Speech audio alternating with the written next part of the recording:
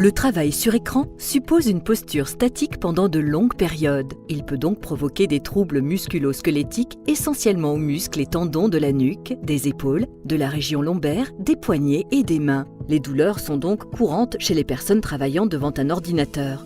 Une bonne installation d'un poste de travail informatisé peut réduire beaucoup de ces douleurs, mais une même installation ne peut s'appliquer à tout le monde. Voici donc quelques conseils pour installer le plus ergonomiquement possible les différentes parties d'un poste de travail. L'installation du poste débute par le réglage du fauteuil. Le fait de fournir un fauteuil ergonomique ne sert à rien si l'usager ne sait pas le régler à sa morphologie. Réglez la hauteur de l'assise de façon à ce que le point le plus élevé du siège, en position horizontale, se situe juste en dessous de vos genoux. Maintenant, asseyez-vous sur le siège pour affiner son réglage. L'angle du genou doit être libre et non comprimé par l'assise du siège. Laissez 2 doigts, environ 5 cm, entre le bord avant du coussin du siège et l'arrière des genoux. Les pieds doivent être appuyés complètement à plat sur le sol. La répartition de l'appui des cuisses doit être homogène afin d'éviter la pression à l'avant ou à l'arrière lors de l'assise. Commencez par régler la hauteur du dossier de façon à venir positionner le coussin lombaire du fauteuil dans le creux de votre dos. Ensuite, vous devez régler l'inclinaison du fauteuil légèrement en arrière. Certains fauteuils ont des options qui permettent d'affiner ce réglage. Asseyez-vous, les bras pendants de chaque côté du corps. Pliez les bras à 90 degrés et réglez les appuis-bras pour qu'ils touchent à peine vos coudes. Vos avant-bras sont en position horizontale, vos épaules doivent être détendues mais non affaissées. Si les appuis-bras ne sont pas réglables ou si leur réglage force les coudes à remonter, il faut les retirer.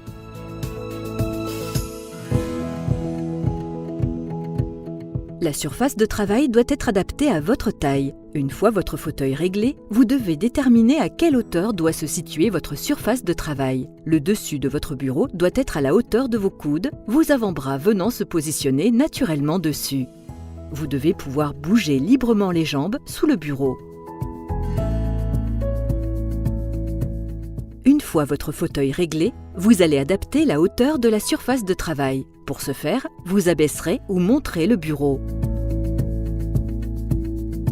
Si le bureau n'est pas réglable, vous devrez ajuster la hauteur du siège et prévoir alors un repose-pied réglable en hauteur, supportant vos 2 pieds. Votre position finale doit être épaules descendues, coudes et poignets dans l'axe. L'écran doit être face à vous et le haut de l'écran doit se situer au niveau des yeux. Réglez ensuite l'inclinaison de l'appareil en fonction de votre ressenti. Si vous portez des verres progressifs, l'écran doit, si possible, être placé plus bas. La distance entre l'œil et l'écran doit être à distance de bras. Pour ceux qui travaillent sur un ordinateur portable, il existe des rehausseurs qui placent le haut de l'écran à hauteur des yeux. Il s'agit d'un plan incliné sur lequel l'ordinateur portable est posé. Un clavier standard doit alors être connecté au portable. Si vous travaillez sur un double écran, il faut mettre les écrans à la même hauteur.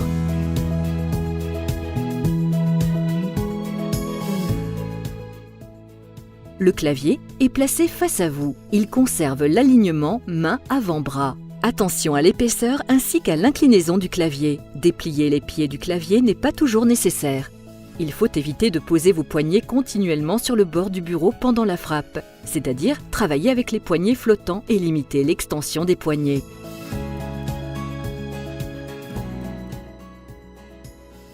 La souris vient se placer naturellement dans la main au plus proche de l'axe de votre épaule. Attention à respecter votre latéralité, droitier-gaucher. Positionner la souris près du clavier est une bonne habitude à prendre pour conserver le poignet en position neutre. Si les recommandations pour l'emploi du clavier et de la souris sont respectées, l'utilisation d'un repose-paume n'est pas justifiée. Les objets que vous utilisez souvent doivent se trouver à votre portée. Les objets que vous utilisez rarement se trouvent hors de votre portée. Vous pouvez notamment placer vos papiers sur un porte-documents entre l'écran et le clavier. Même si un poste de travail est bien aménagé, des problèmes peuvent survenir si vous n'accordez pas d'attention à la façon dont le travail est effectué.